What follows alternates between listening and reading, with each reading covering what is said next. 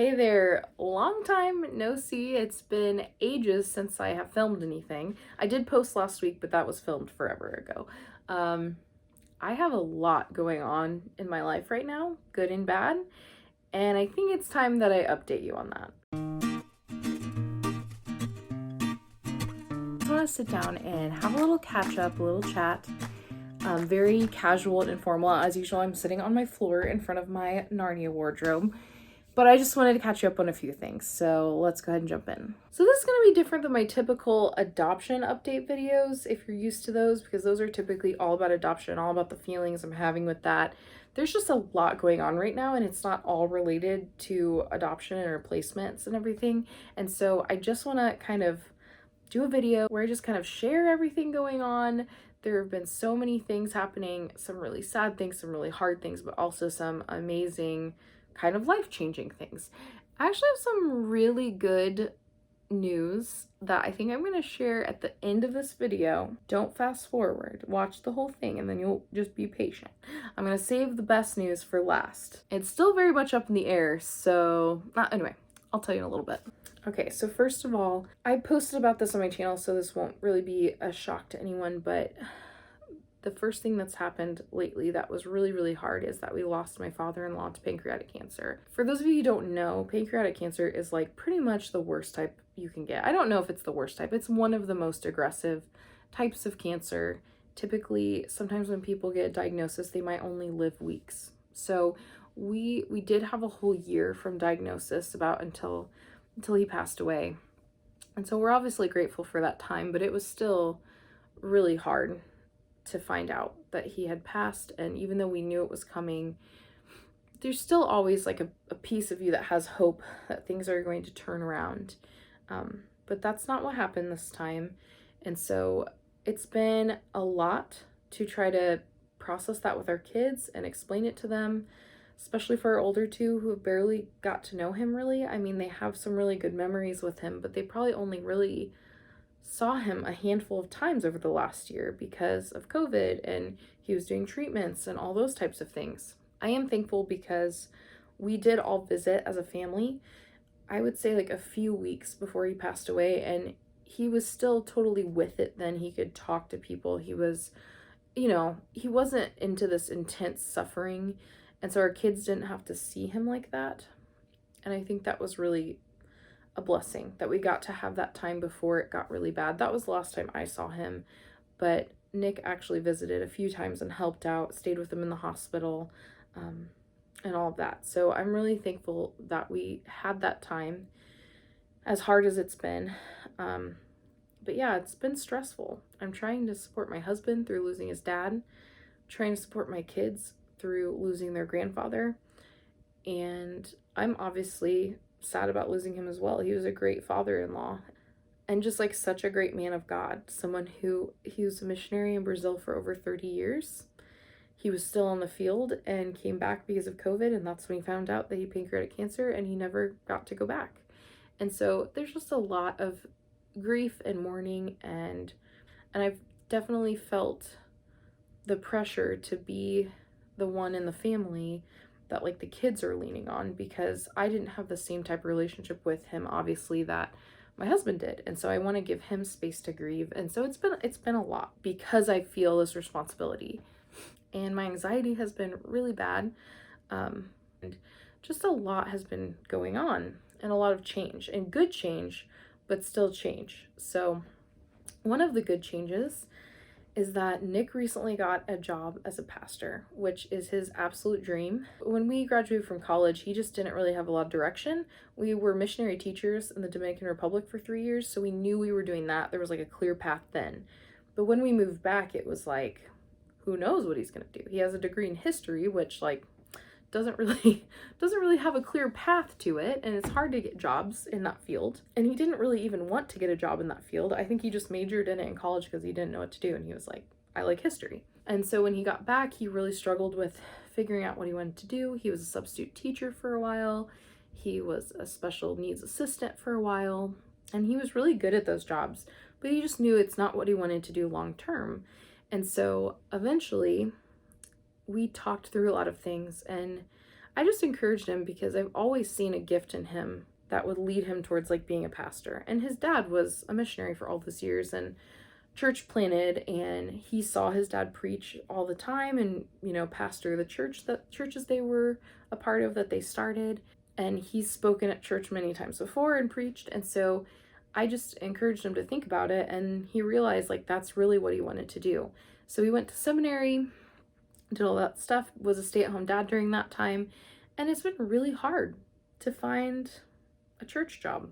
God ended up just like completely putting this current job in his lap. He happened to get this email that he never checked because it's from this group of pastors that meets like, I don't know, maybe once a month on Thursdays, but that's night we have our small group. The only reason he even got these emails is because he met a guy in a coffee shop 2 years ago who asked him if he wanted to be a part of this group. So a very weird like line of events to get him to that point.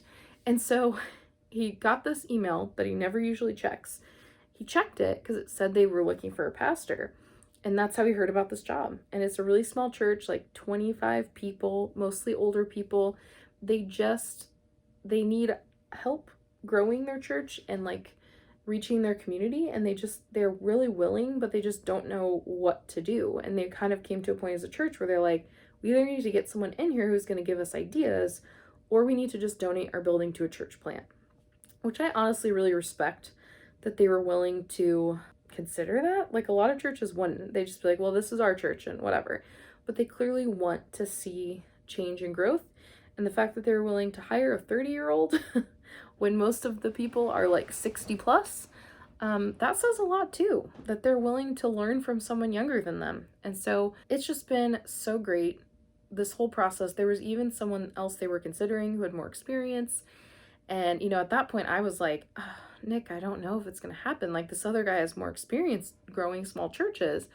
And he was like, I don't know why, but he's like, I'm just not worried. I really think that this is the job that God's going to give me. And I was like, I just thought it was funny because he's not usually like that. And I was like, you're very confident about this. And he was right. So yeah, they chose him. He's officially the pastor now. Last Sunday was our first Sunday there. He's going to preach this Sunday. And it's just honestly like a dream come true for him. It's exactly what he wanted. So we just feel like God totally made that happen, even though, before this, we had kind of given up on looking at churches. So that's all really exciting and a total reason to celebrate. He's loving it. He's loving setting up his office there, and just like his eyes just light up when he talks about it, which I love. Obviously, it does come with a lot of change for us, for our kids. We've been going to the same church for 5+ years, and literally all my friends go to that church. And so even though I'm still going to see them and we're still going to go to our small group with them, it does change things. And the change has been especially hard for our oldest daughter to kind of wrap her mind around and get used to. And yeah, it's just a lot of change, and change brings stress, which is part of the reason I have post-adoption depression and anxiety, is because of change. It's a lot of life changes. And so, I'm just aware of that having an effect. Trying to comfort my kids through losing their grandpa, trying to comfort my kids through changing churches. And yeah, it's been hard.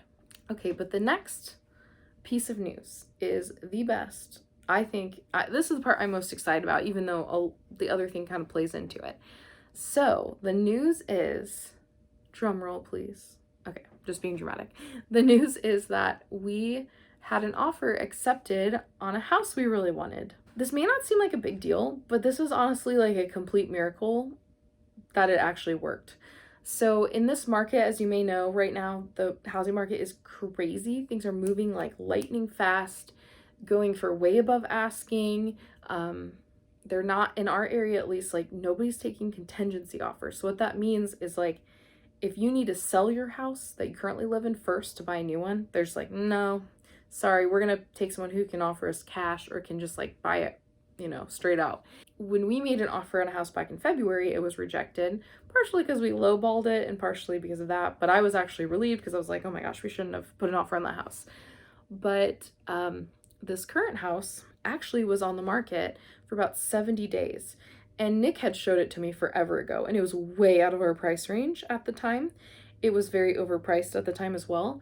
And we were like, I was like, don't show me that house. We can't afford it. He's like, but it's just fun to look at. And I'm like, no, because then I want it and I can't have it. And so, but I did look at the pictures and I was like, that'd be really cool. It's huge. This house is ginormous. It's like 4,500 square feet if you include like this big basement it has. It's so nice. It's only had one owner. It was built, custom built by the owner. And so when we saw it online, I was like, that house looks so cool, but it's too expensive. And so we were just like, whatever. Well, the thing is it ended up dropping $30,000 in price because it's staying on the market too long because it was overpriced. And just to be honest, it's a legitimate 70s time capsule. Everything in that house is 70s. It was built in 68, but it's like very 70s style, tons of wallpaper. Like, it's just, it needs a lot of updating. And so I think that's also scaring people away because it's hard to get contractors in right now. And so when it dropped, we were like, okay, well, we still can't afford it. Well, then Nick got this job. So our financial situation is changing pretty significantly. And so we were like, you know what, let's sit down and just think about this because it's still on the market. We may be able to get them to lower it a little bit more at least. So let's sit down, and we ran all the numbers with our budget and with everything, you know.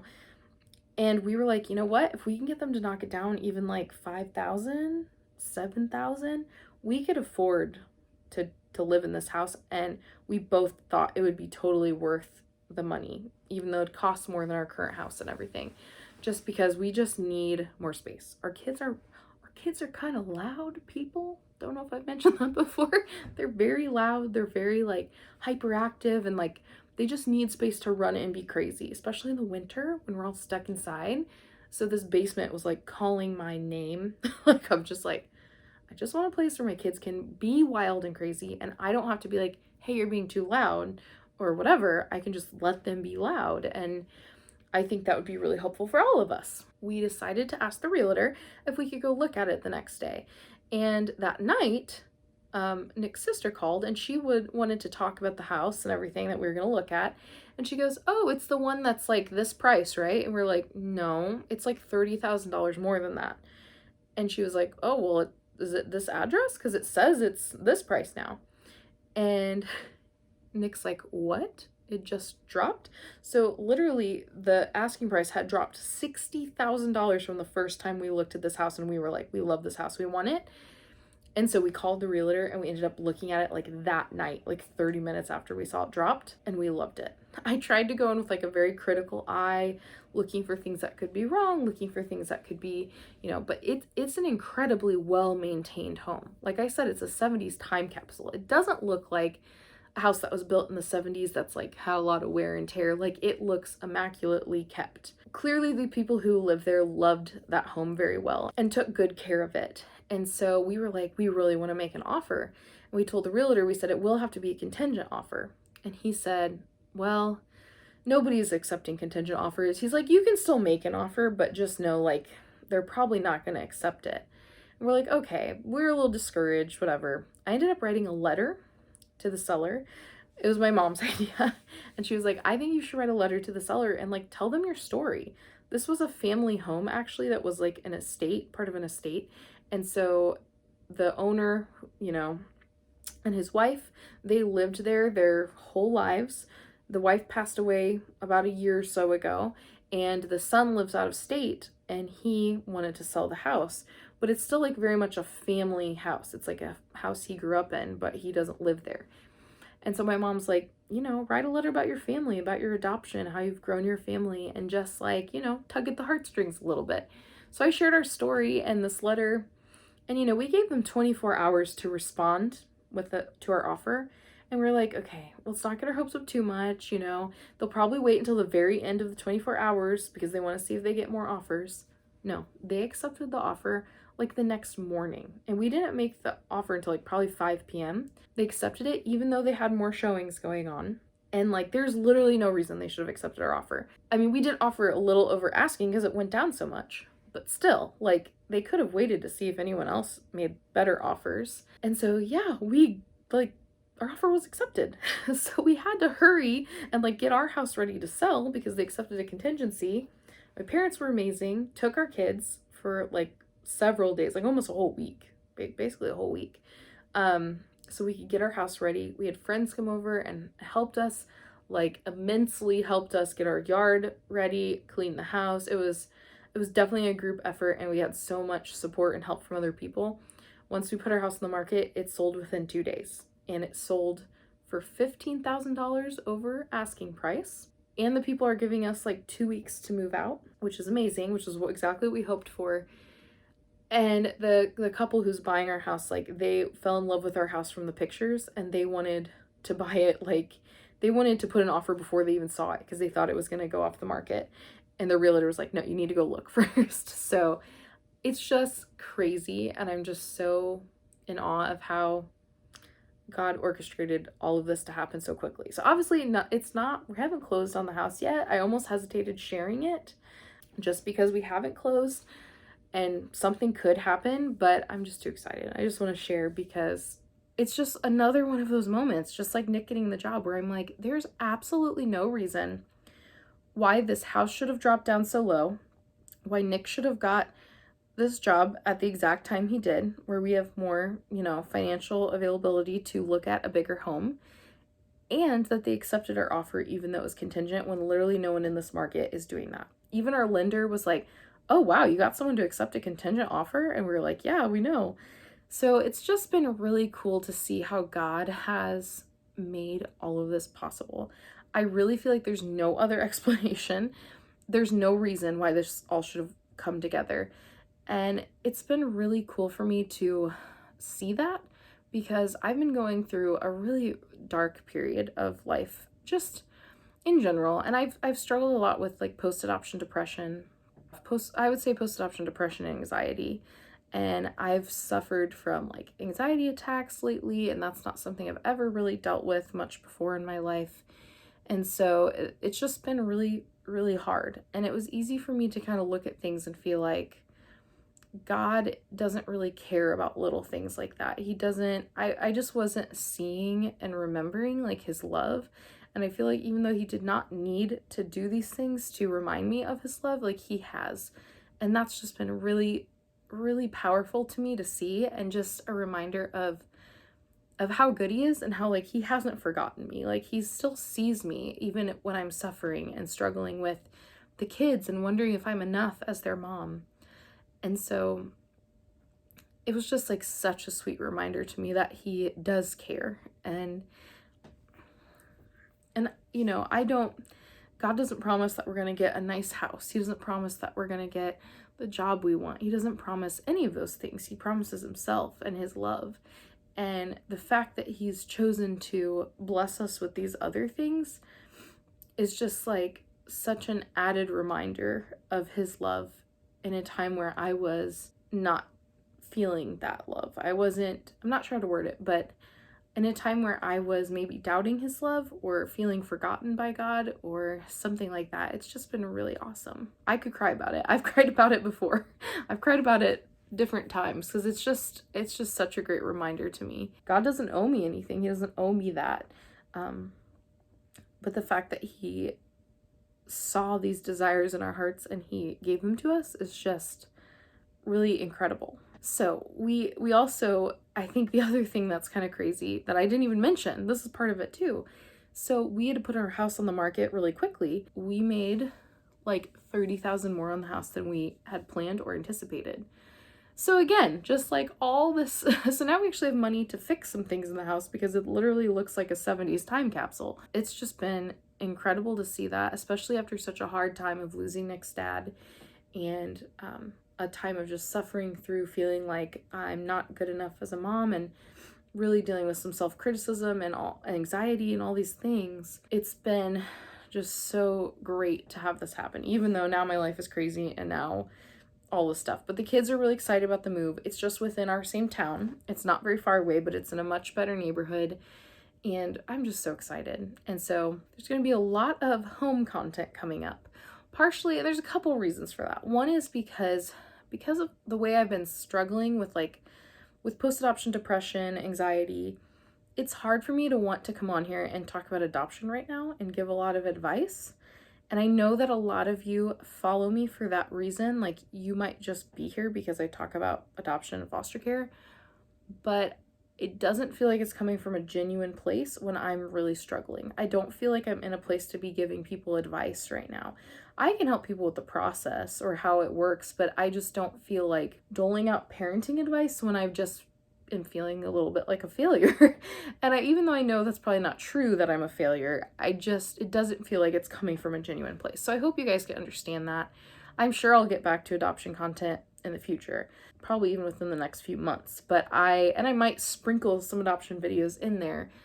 I just need to step away from that being what all my content is about. I just really appreciate you guys as a community and the way that you've supported me with this channel and the ways that we've supported each other. It's been really amazing to see how this has grown. I know a lot of that was through the adoption videos, but I hope that you'll stick around for some other stuff as well. I actually filmed a house tour of our current house, which once everything closes with the houses, I will post. And I also plan to do like an empty house tour of our 70s time capsule house that we're buying, which is actually, I think, going to be pretty interesting because it's such an interesting home. It was custom built by the person who lived there, and it's only had one owner. I can't wait to share that with you guys. We're going to be doing a lot of little renovation projects, which I want to share. Any new home/moving related content you are interested in, I would love to hear it down in the comments, because I really want to do a lot. It really excites me to think about making videos about that and kind of just trying something new for a little bit. So thank you for watching this very long, way too long video. As always, if you liked the video, don't forget to click the like button. And if you're interested in any of this upcoming content, it's going to be a little different and you're not subscribed, feel free to subscribe so that you can not miss any of the fun home stuff I'll be sharing. Thanks for sticking around for the whole video, and I hope you have an awesome week.